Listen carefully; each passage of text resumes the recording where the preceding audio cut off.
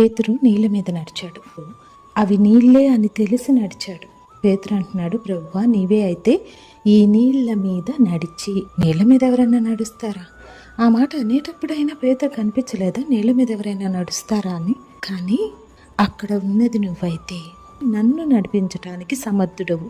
అది పేతురు కాన్సెప్ట్. ఈరోజు నీళ్ళ లాంటి అనేక సమస్యల్ని లోకం వాటిని ఎలా చూస్తుందో అలా చూస్తున్నాం. అందుకే మనము ప్రభువా నీవు నాకు తోడుంటే ఈ సమస్య నేను దాటగలను అనలేకపోతున్నాం.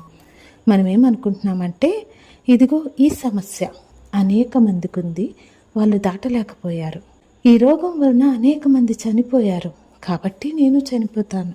ఇలాంటి ఆర్థిక ఇబ్బందుల్లో మనుష్యులు ఇలా ప్రవర్తిస్తున్నారు కాబట్టి నేను ఇలానే ప్రవర్తించాలి. ఇటువంటి మానసిక సమస్య వచ్చినప్పుడు మనుషులు ఇలా ప్రవర్తిస్తున్నారు కాబట్టి నేను ఇలాగే ప్రవర్తించాలి. మనము ప్రతి సమస్యని లోకం చూసినట్టు చూస్తున్నాం, దేవుడు చూసినట్టు చూడట్లేదు, దేవుడు దాటించగలడని నమ్మట్లేదు. అయితే మనం జ్ఞాపకం ఉంచుకోవాల్సింది ఏంటంటే మన కొరకు పుట్టిన ఈ శిశువు ఆశ్చర్యకరుడు. నీళ్ల మీద నడపగలడు, సమస్య మీద నడపగలడు. సమస్య మీద నడిచిన వాడే నిజమైన క్రైస్తవుడు. సమస్య మీద నడవాలనుకుంటున్నావా? జ్ఞాపకం చేసుకో, నీ దేవుడు ఆశ్చర్యకరుడు.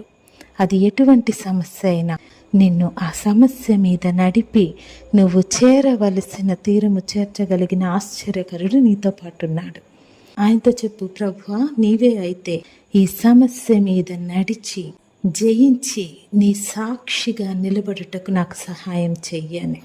ఖచ్చితంగా చేస్తాడు. నువ్వు గెలుస్తావు, నువ్వు ఓడిపోవు, నువ్వు లేచి నిలబడతావు, నువ్వు పడిపోవు. God bless you.